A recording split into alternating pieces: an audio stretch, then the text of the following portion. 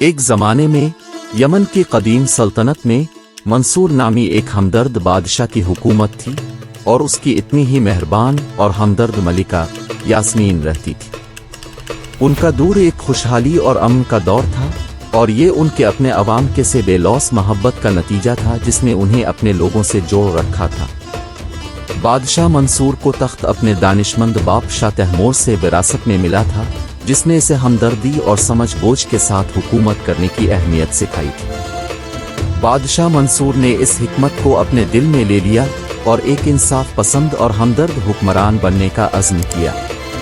اس کی رعایا اس کی عاجزی اور ہر ایک کے لیے قابل رسائی ہونے کی وجہ سے اسے پسند کرتی تھی، اور اس نے اپنے لوگوں کے درمیان باقاعدگی سے رہنے، ان کی خوشیوں اور غموں کو سننے اور تسلی بخش موجودگی کو یقینی بنایا تھا۔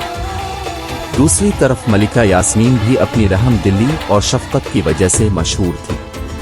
وہ خیراتی کاموں میں گہری دلچسپی سے شامل تھی اور اکثر یتیم خانوں اور شفا خانوں کا دورہ کرتی تھی، جس سے ضرورت مندوں کو ان کی ضروریات پوری کرنے کے علاوہ دلی اور روحانی سکون ملتا تھا۔ ملکہ کی ہمدردی اور لوگوں کی دیکھ بھال کرنے والی فطرت نے اسے یمن کے لوگوں میں ایک محبوب شخصیت بنا دیا تھا، اور وہ مہربانی اور سخاوت کی علامت کے طور پہ جانے پہچانے لگی۔ ایک بار یمن کی اس بادشاہت پہ مشکل وقت آن پڑا، ملک پر شدید خشک سالی پڑی، جس سے فصلیں مرجھا گئیں اور کنویں خشک ہو گئے۔ لوگ تکلیف میں تھے، اور ان کی مایوسی نے بادشاہ کے دل پر بہت زیادہ اثر ڈالا۔ بادشاہ نے اپنے وزیروں، مشیروں اور معزز شہر کی ایک ہنگامی کونسل بلائی اور اپنے لوگوں کی مشکلات کو دور کرنے کے لیے کوئی حل تلاش کرنے کا عہد لیا۔ کسانوں اور دیہاتیوں کی حالت زار سے متاثر ملکہ نے معاملات کو اپنے ہاتھ میں لینے کا فیصلہ کیا۔ اس نے ایک ملک کے مالدار طبقہ سے عطیات لینے کا اہتمام کیا، اور اس کے لیے مملکت بھر سے معززین کو اکٹھا کیا گیا تاکہ وہ امدادی فنڈ میں حصہ ڈال سکیں۔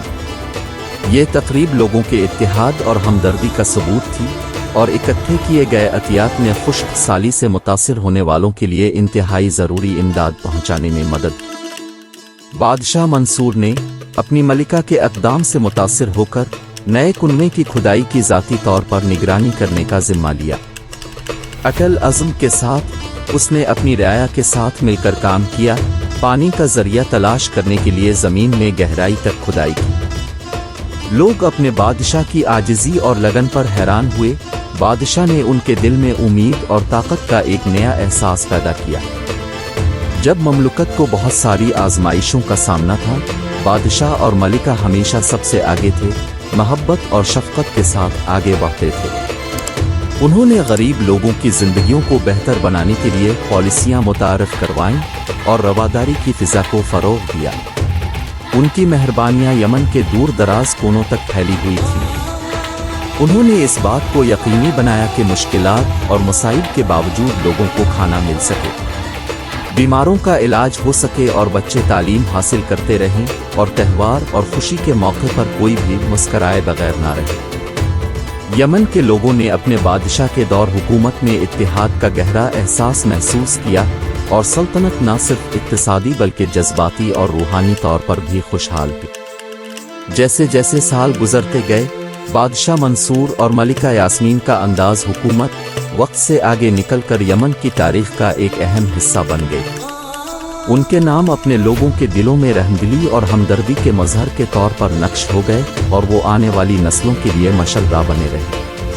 اور اس طرح یمن کے بادشاہ اور اس کی ملکہ نے محبت بھرے رابطے کے ساتھ حکومت کی، اور ثابت کیا کہ حقیقی عظمت حکمرانی کی طاقت میں نہیں بلکہ رحمدلی اور ہمدردی کی طاقت میں۔ ان کا دون حکومت روشنی کا مینار بن گیا، ایک یاد دہانی کے ایک بادشاہتہ حکومت اس وقت پھلتی پھولتی ہے جب اس کے رہنما ہمدردی سے بھرے دل اور اپنے لوگوں کی فلاح و بہبود کے جذبے کے ساتھ رہنمائی کرتے ہیں۔ معزز سامعین، ہم اس چینل پہ آپ کا خیر مقدم کرتے ہیں۔ آپ سے گزارش ہے کہ اس چینل کو سبسکرائب کریں، لائک کریں، بیل کا بٹن دبائیں اور کمنٹس میں اپنی رائے کا اظہار کریں۔